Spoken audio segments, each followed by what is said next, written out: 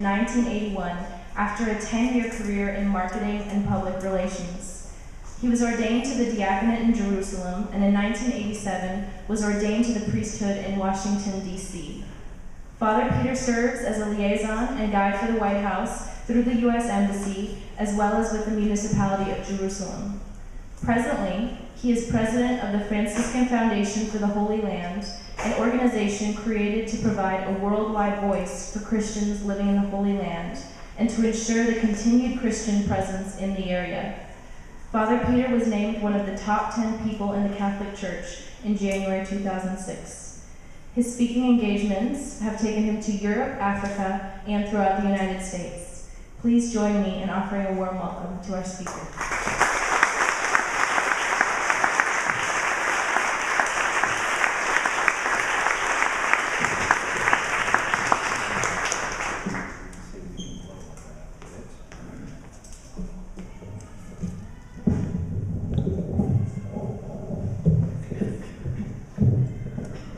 Well, it's great to be back in Texas. A lot of the Texans from Dallas have been on my pilgrimage, and I can see about a dozen right here, and it's really great to be back.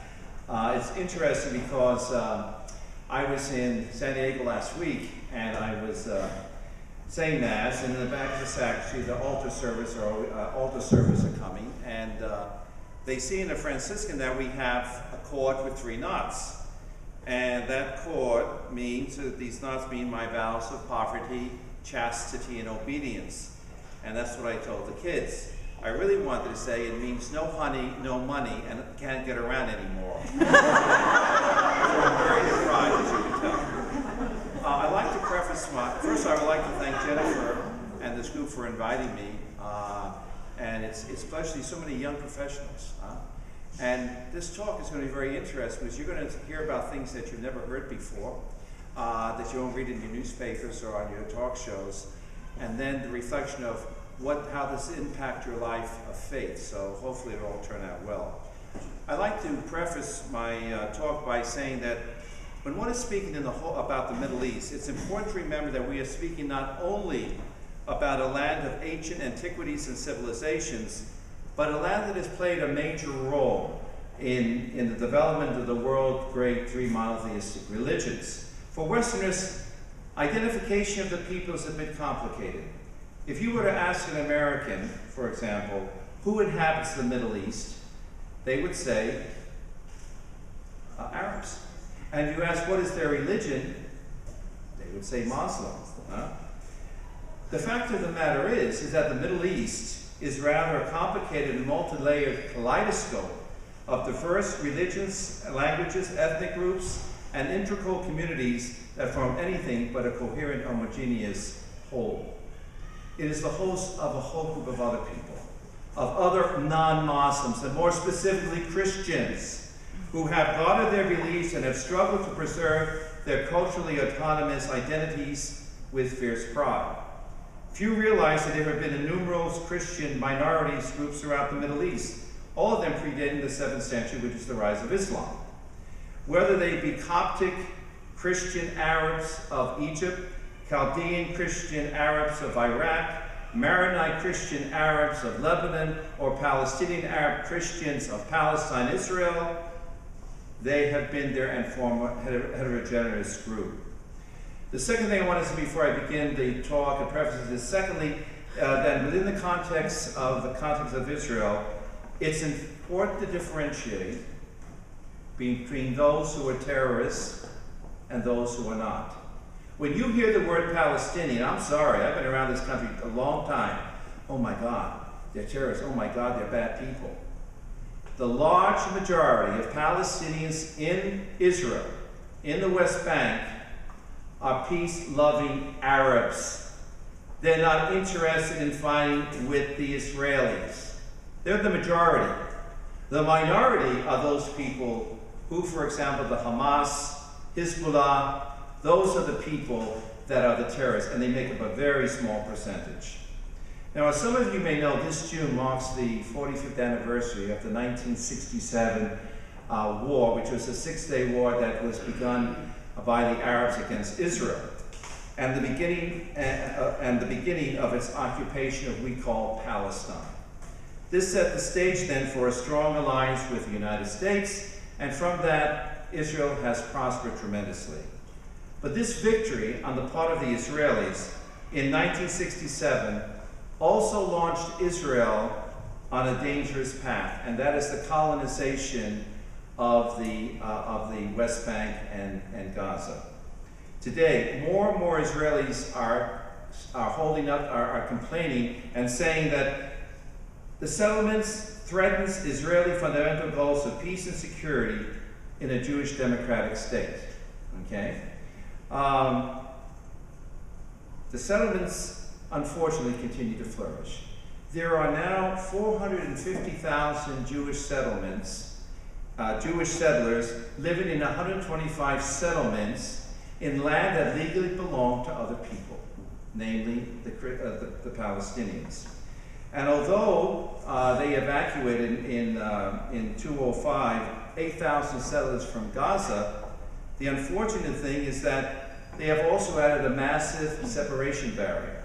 And this further cuts into Palestinian land and places all of the larger settlements within that, and also where all the good water supplies, which is something that we'll talk about later on in the talk. In many ways, the Palestinian people, I think, feel that their history has been confiscated, that they have not been able to tell their side of the story, while the Israelis feel that this is their land. They have the history, that this belongs only to people of the Jewish faith, okay? And yet in all the positive steps that have been taken towards finding a peaceful solution, this attitude of ownership, folks, is the real crux of what you hear about, what you read about, the tensions, the problems, is ownership of the land. These different and sometimes opposing interpretations have on both sides fostered a fidelity to a set of values, but at the same time have led to acts of violence closely associated and opposed to the values of peace, justice, and security. Let us remember that military victories by themselves do not bring about security, but what does? Peace built on human rights and justice brings about security. The Palestinians believe that one more set of quads and rockets into Israel proper is going to make the Israelis fall to their knees, say, oh, I give up. Or the Israeli thinking that one more targeted assassination into the territories is going to make the Palestinians raise a white flag, have all been proven futile.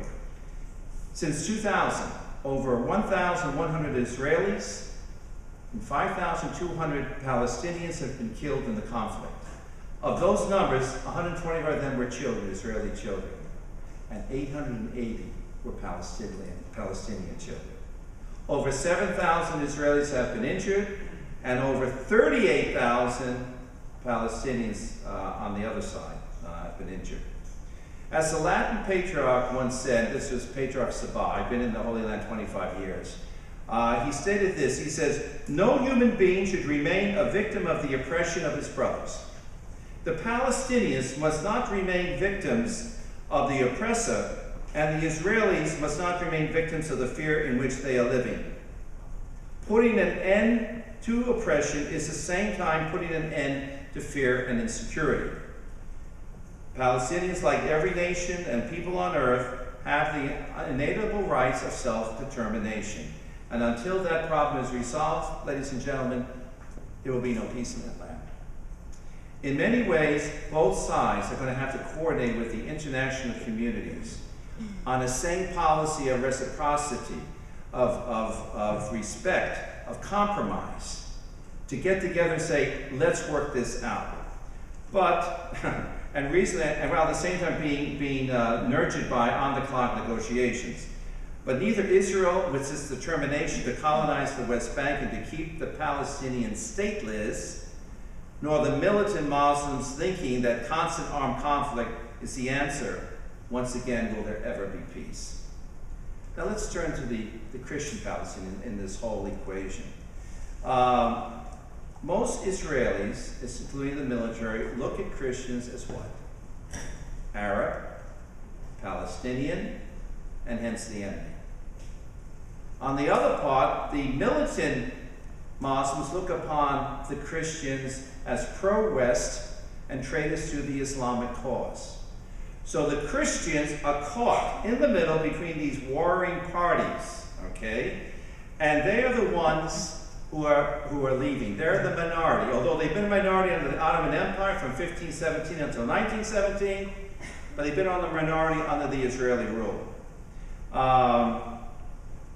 It's interesting that most church officials are saying that in 60 years, if nothing is done to stem the Christian exodus, you ready for this? Christianity will disappear from the very place where Christ founded his church.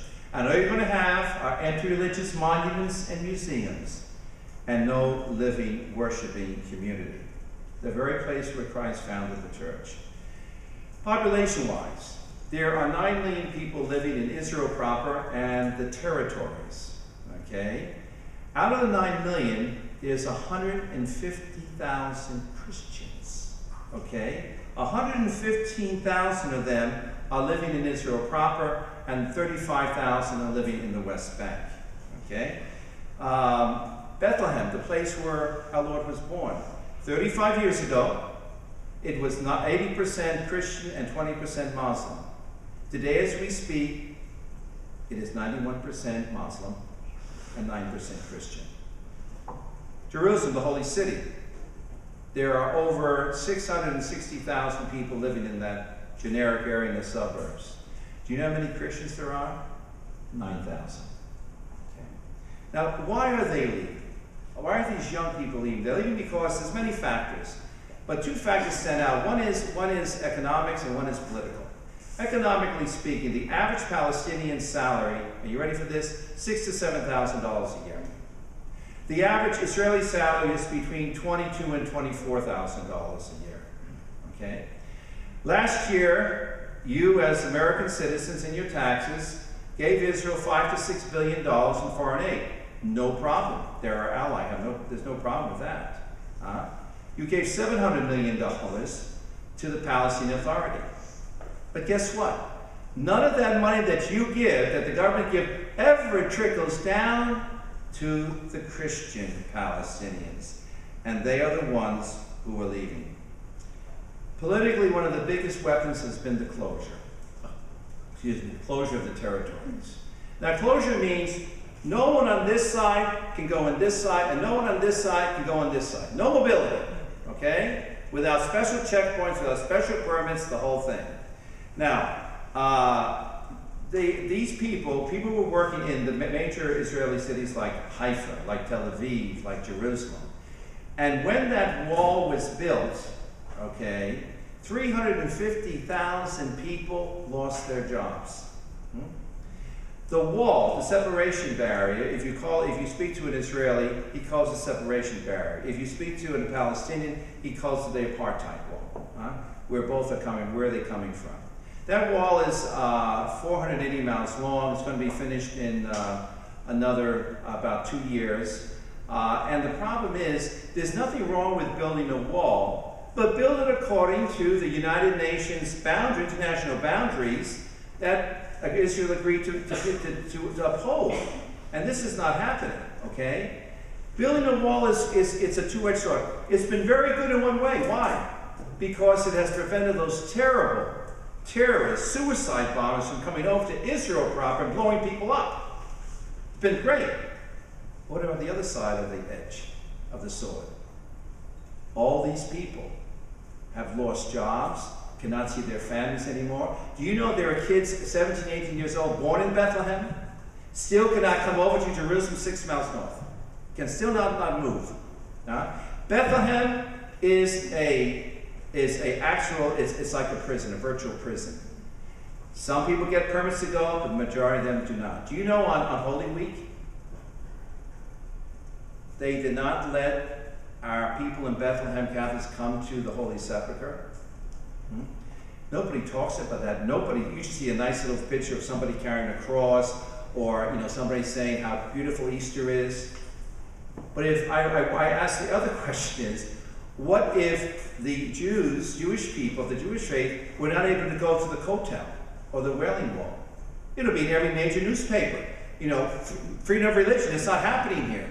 So it's a balancing act in so many ways. As I said, 46,000 acres of private property that legally belong to Christians and to Muslim Palestinians were completely taken away. They have no claim to legal redresses. Let me give you an example.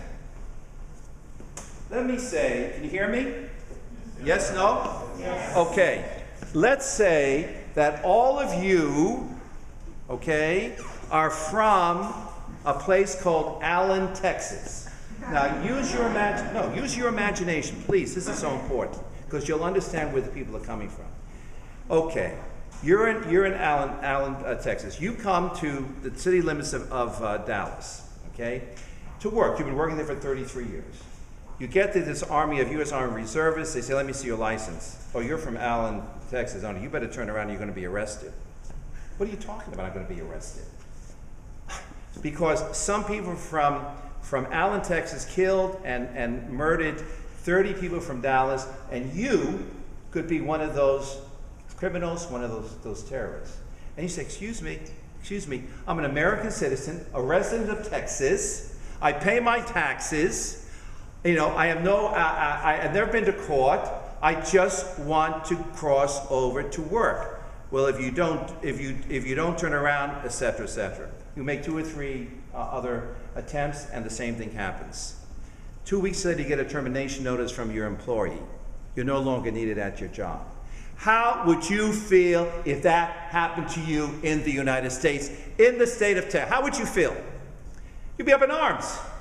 How would you feel if your mother or father was having a heart attack, and the only hospital was in Dallas, and you bring your loved one to the checkpoint, same thing happens. And as you're pleading with the Israeli soldier, your mother or father drops dead in the front seat of the car.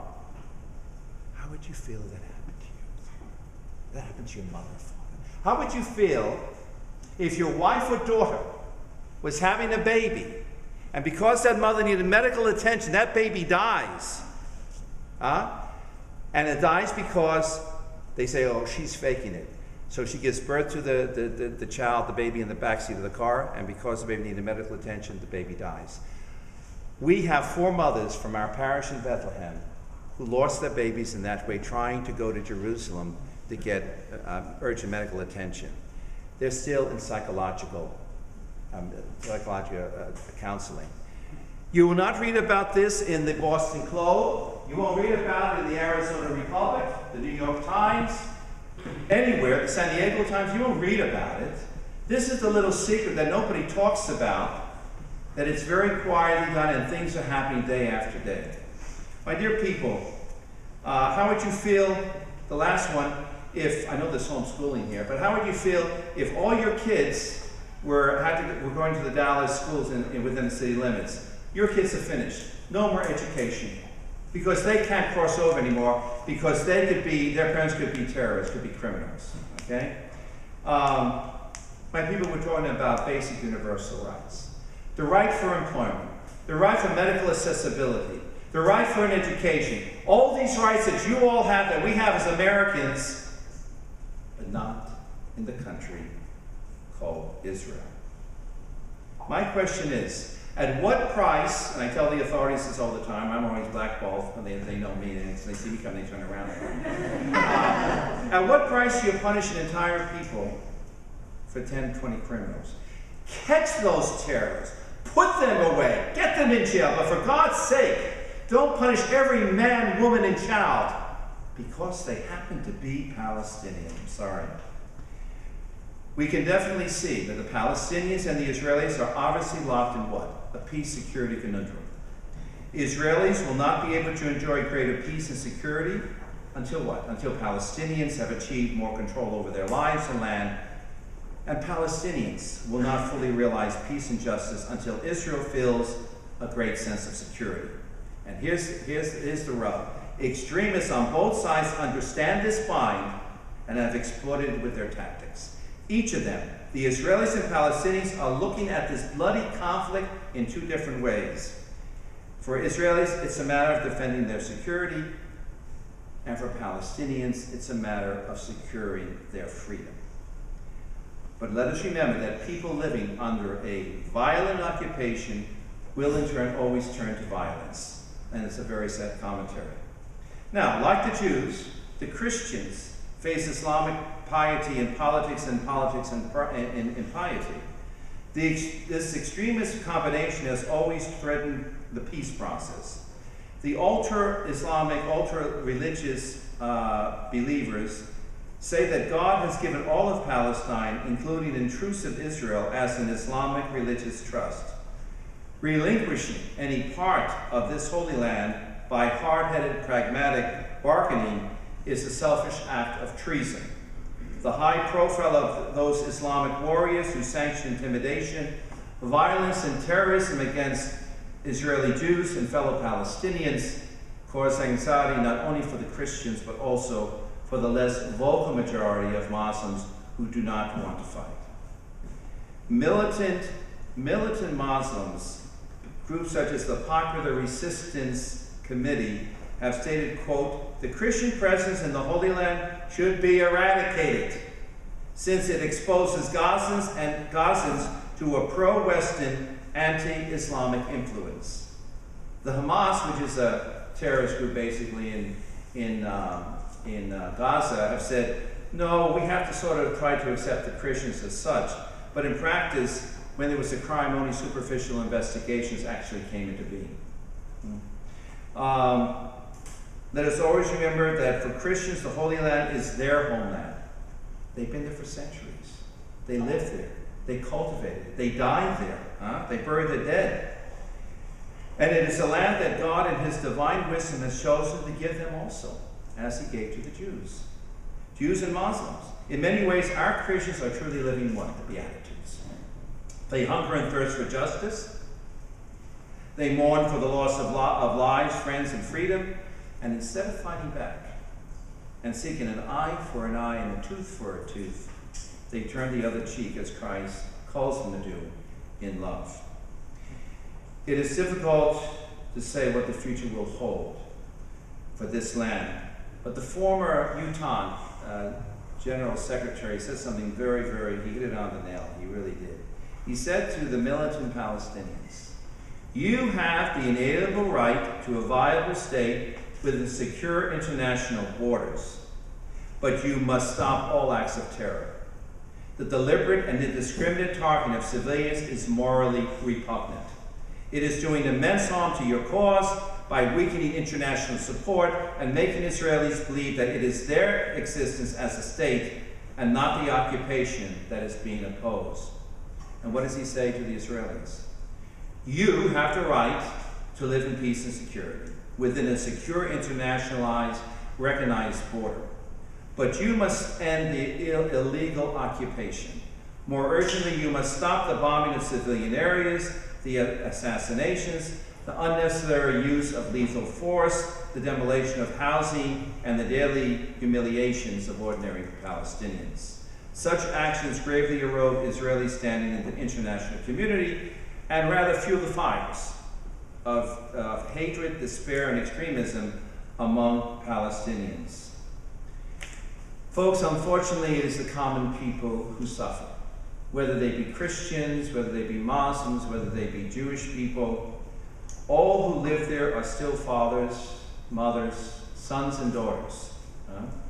All children of God, and like everyone else, frightened and uncertain about the future, trying to come to grips with their loneliness and anger, and yet still hopeful for something better for themselves and, more importantly, for their children and their children's children. In concluding this talk, I think the question that must be asked of every believer, including each of you sitting in this room, is how does this all impact on your life of faith? What type of form of witness are you going to give as young professors in this organization saying that? You're witnessing for Christ. Our church is dying. Our church is suffering. Our church is being abandoned. And if we don't have a sense of who we are as Christians, if we don't have a sense of our religious roots and heritage, then how can we call ourselves followers of Christ? The church is dying. It's crumbling. It needs to be rebuilt. And who's going to rebuild it? People of the Muslim faith? I don't think so. People of the Jewish faith? Not really. It's going to be you and me and other Christians of the family of Christ who has to rebuild that church which is dying. It is the mother church, folks. And without the mother church, you would have no church in Dallas, Texas, New York, Tokyo, anywhere in the world. Our church, our mother church is dying. It needs to be rebuilt, and we have to help with that rebuilding. Remember also that this land is what? The cradle of Christianity. Of the three founders, of the three monotheistic religions, it was only Jesus who was born there. Abraham was born in Ur in Iraq, and Muhammad was born in Mecca, Saudi Arabia. So we have a stake in this crisis. Now, practically speaking, I have 6 things that you could do as young professionals. The first thing is to go and make plans to go on a pilgrimage to the Holy Land so that you can see for yourself what is going on. What is the plight of the Christians? And you will talk to young Christians like yourselves who have no hope, and you will learn their problems. And hopefully when you come back, you'll be energized to do something about it, not just say, oh, that's a nice story, so what, life goes on, okay? Second thing, pray for them. And everybody says, I'll pray for you. But you have to pray for them to assist them in that God comforts them. They're suffering in so many which ways. When I look around this room, and I look around when I go to speak to hundreds and hundreds of people in the United States, everybody's doing well. It's no problem. But if you saw how they're living and what they're going through, it's going to make a difference. Third way, of course, is monitoring funding. Okay? The fourth, become their platform, folks, by doing more research on this crisis of the Christian exodus, and perhaps forming a committee or core group to discuss this and what is going on so more and more young people will know. The fifth one is to become their lobby, folks. Talk to your congressional representatives in Washington. Tell them what's going on.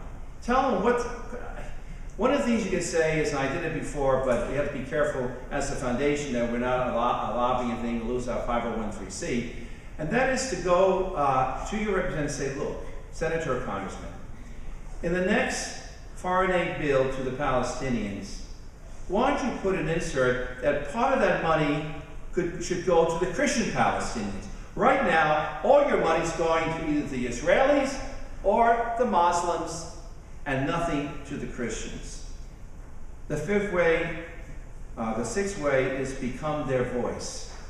Some of you in your professional career have access to the media people. Okay, talk to them. See if some interest story or something can be talked about in the press or the TV or the radio about this, so more and more people can hear that. You know, what we now know, we can't simply sit back right now, folks, and see these guardians of Christianity simply disappear. We can't sit on our laurels and reap the good life, because we stand on the shoulders of those who come before us. And what shoulders do we stand on when it comes to our faith? The apostles, the martyrs, the prophets, the patristics, because they are the shoulders on which we stand. Chesterton defined tradition as giving people of the past an opportunity to vote today. If we are going to do something about them, we have to do something about loving them. We have to do something about maintaining them. We have to do something about protecting them and somehow guaranteeing that they will always be available to those coming after us. Benjamin Franklin once said this: if you tell me, I forget. If you show me, I remember. If you involve me, I learn. As witness to the Christ and this model of your organization, I would ask you to learn to get involved in this and not be simple bystanders and say, oh, God, you have the intelligence, you have the wealth, you have the resources to do something. As a Catholic, as a Christian, but if you go out of this room and you say, oh, that was a nice talk, and go your way, you've lost everything about what this whole thing is about. In any case, I want to thank you all for listening. I hope I probably went over, and I'm okay at 25 minutes. Thank you very much. I appreciate it.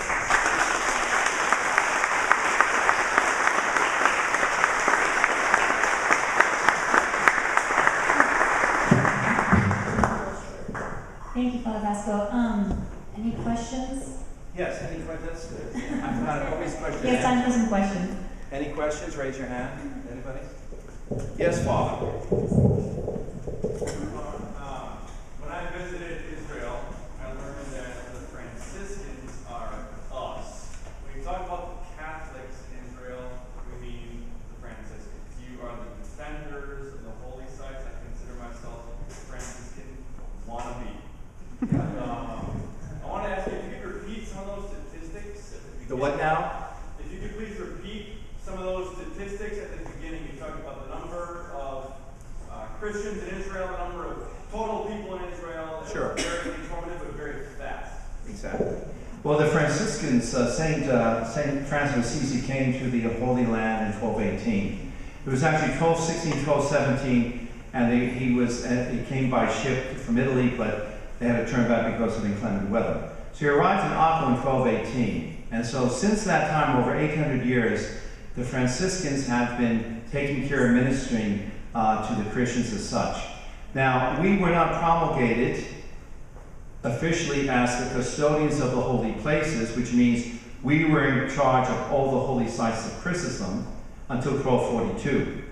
But we were there from 1218. And it was in 1333 that we got a place at the Holy Sepulchre and in Bethlehem. And then eventually people went on, we got more friars, and we became more permanent. Right now, we're an international community of 13 countries, OFNs, and the OFNs all of us have to know the Italian language, because if you have 13 nationalities, how are you going to get together? We have these 5 guys from 5 countries. We have to speak one common language, so you have to know English. We have 74 sanctuaries to maintain. We have 12 schools. We have 2 nursing homes. We have 2 orphanages as such. And so it was really the Franciscans, after they were kicked out, the Crusaders in 1296, as you remember from Akko, we were allowed to come back after 2 years. And that's because when Francis came the first time, he met the Sultan El Kamel, and here's this raggedy little guy, and the Crusaders, you're going to be killed, you're stupid, what are you going to see them? And the guy Francis was so simple, and he said, he had a wonderful conversation with the Sultan, and he says, you are called the friars of the court, and anytime you are here, you have access to any of my domain. So we have a very strong tradition, a very, very strong tradition. Father, as far as the stats, there are 9 million people living in Israel and the territories. Out of that 9 million, there are only 150,000 Christians in general, indigenous Christians, okay? Jerusalem has over 660,000 people. In the greater metropolitan area, we only have 9,000 Christians. In Bethlehem, it was 80%, 35 years ago, 80% Christian and 20% Muslim. Now it's 91% Christian and 79% Christian. There's 115,000 people living in Israel proper and 35,000 people living in the West Bank or Gaza as such. So I hope that gives you, is that what you're looking for? Yes, thank you. Thank you, Father. Any other questions or comments? Yes. Yeah, one question I had was, if I recall correctly, 1947-48, when Israel was established, as a homeland for the Jewish people, wasn't Jordan established at the same time to be sort of a haven for the Palestinians at the time? No, Jordan was established by the British through the Balfour Treaty of 1917. And they're the ones who chopped up everything as you see today. And as regards to the UN partition, that was Harry Truman. And Harry Truman later said, You think he made a mistake. But the problem is he goes back to the British, because they messed everything up, and you know, the League of Nations asked them to take over the mandate of Palestine in 1917. Well, I'm sorry, with that in mind, I guess one of the questions I've had, it almost seems like a moving target in terms of what's going to establish peace. At one point, the Palestinians say, we want part of Jerusalem. Another time, stop the settlements. You know, now a two-state solution. Even if they got a two-state solution, do you think they'd be satisfied, or now they ask for something else until they eventually, what they're hoping for? Good question. They're not going to be satisfied with the two states. It's not going to work. It's not going to work. Whose side is going to get Jerusalem? Who's going to get the old city? The Jewish people consider Israel that Jerusalem is the capital of Israel, not Tel Aviv. But yet all the embassies are in Tel Aviv. And only 2 or 3 countries recognize that Jerusalem is the capital. So there's a constant, it's a very complicated thing. There's no clear-cut answers. You know, I will tell you this, there will never be peace in that land until the people get together, and they're not going to get together. They're both Semitics. The Arabs and the Jewish people are Semitics. And they're very stubborn people. But the whole thing is, the crux is about the ownership of the land is the real problem. Thank you. You have a question? Yes, back there. My question is, from what I understand, the evangelical community here and even the Mormons have been supporting Israel for quite some time now. I'm wondering, where is that money, how is that money being directed to the Christian community there? Is there any immigration from this country to other Christian communities to Israel to support the Christian missions? When you talk about the evangelicals, they are the fundamentalists, okay? The Bible-thumping people. And anyway, they support Israel 100% because they think, as they give them millions and millions and millions of dollars, that the Jewish people are going to accept Christ as the Messiah. That's in the back of their mind. And all the Jewish people are doing, the government people think, yes, yes, thank you very much. I go on next, thank you very much. And this is the reality. Christians are, you know, I've been around for a long time, and I've been in business, corporations and everything else. And I noticed that when you have, say, very successful Jewish business people, CEOs, what have you, they sit down and say, Lou, after the lunch, I want 1.2 million, I want 800,000, I want 3.5, and everyone gets out and signs the checks, and they have $10 million. Try doing that with Christian businessmen. You don't see the same thing. What's coming to Holy Land is the Good Friday collection, and that's interesting because most bishops and most priests don't know that 35% of that money goes to the congregation of Oriental churches. So last year you guys gave $11 million. 35% $7 million. 84 sanctuaries, 12 schools. Come on, you're business people. It doesn't work. Okay, it doesn't work. But the Good Friday collection is supposed to maintain the shrines of the Holy Land. It does that, the little that they do have. And that was one of the problems because a lot of these young people who were going to leave said to us, can you help me with a schooling father so I can get a job and I can pay housing? And we have no money. So that's when, being a marketing person before I came in, I said, I was on the provincial council. Let me talk to some people in the United States. I spoke to bishops, I spoke to very well-known financiers, and they said, that's a great idea. We didn't know this was happening to our Christians. So what we did, we give college scholarships for 4 years, not in the United States, because when we started that and we did that, guess what? None of them returned back to the Holy Land. Once you taste Paris, you're not going to go back to the muck and the mire. So they have to take their college degree in Israel, as far as Amman or Cairo, okay? They sign a contract that they will be here, that they will stay 4 years after they get a job. And 70% of the kids so far, we have 177 college scholarships. 70% of them are now nurses, business people, engineers, architects, doctors, lawyers. And these kids now have money who are going to leave to buy a home, to get married. And they're staying. The other 30% are girls who went to school, a college, but they decided to get married.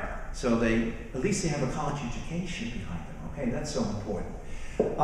What is the course normally for a college, a year in a good college in the United States? Anybody? What's the tuition? 15,000. How much? 20,000. 15, that's kind of cheap. Over the east is about 30 or 40,000, but anyway, but it's still a lot of money. Do you know the best university over there? Hebrew University. It's the Yale for the Jewish people, the Israeli people. And when they graduate, they all get jobs in Jerusalem. You know how much it is? $6,000 1 year. $24,000 for 4 years of college. You have never heard of this before. And they're going to the best school, okay? So this is one of the things that the foundation is. I find tons of sponsors